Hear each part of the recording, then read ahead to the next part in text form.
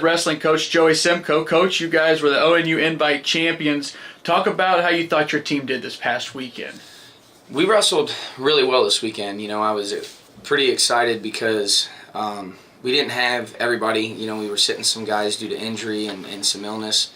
So some of our younger guys really were able to step up and do some things. And, we weren't, I think we were second there last year by like a half point. So really nice to come away with the win. Oh, you had Richard Skreptak was your lone champion at 165 pounds. He seemed to run the table. It was pretty easy for him until he had to wrestle his own teammate. Talk about what that's like for a teammate wrestle off, basically for the championship, more or less. Yeah, we forfeited Zach in the finals, medical forfeit. But we wanted Richie and Zach both to get matches, and Richie went in, I think, the 2 seed. Zach was unseeded, so it was really awesome. They ended up on opposite sides, and they both ran the table. So Richie's really come into his own this year, starting to really believe in his offense and his scrambling ability. So, for him, I think this was just a very big confidence booster.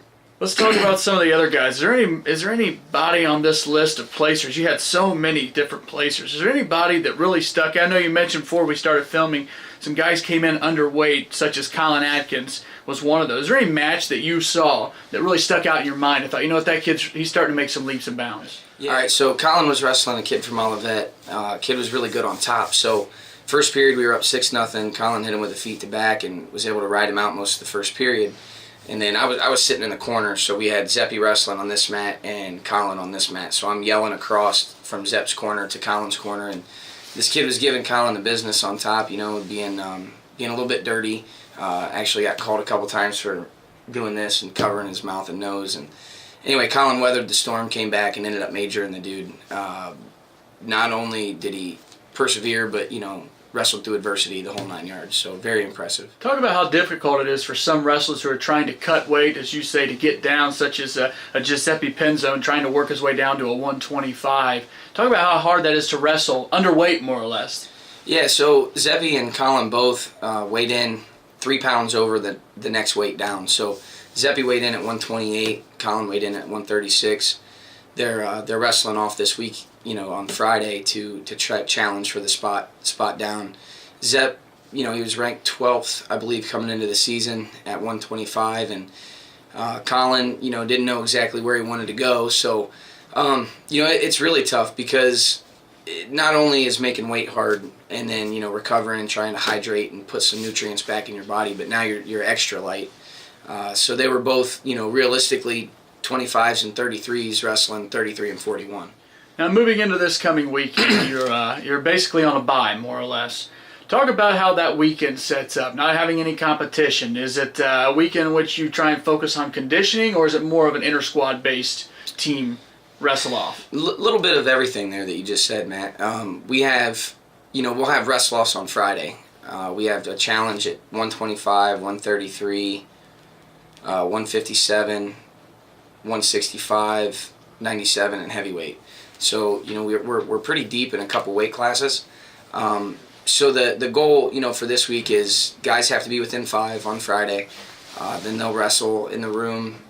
Winner goes to Midwest. So it's kind of establishing a starter for that tournament. We can only take 10. So, honing in on technique, like I said before, the Ohio Northern tournament, we're trying to fix some things that are costing us matches.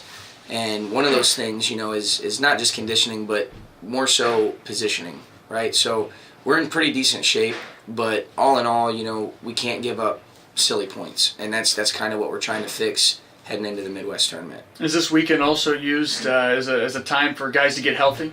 Absolutely. We have, like I said, we sat some guys due to being sick, and some guys are kind of dinged up. Brian Laverne, we're really anxious to get him back. We were hoping to wrestle him this weekend. Wasn't quite ready, the timetable wasn't there. So, it's getting these guys ready to rock and roll and get into the grind. The second half is the tough half. With the Midwest competition coming up here in a couple weeks, did you set your schedule up like this on purpose to have that bye week? Yeah, I did for sure.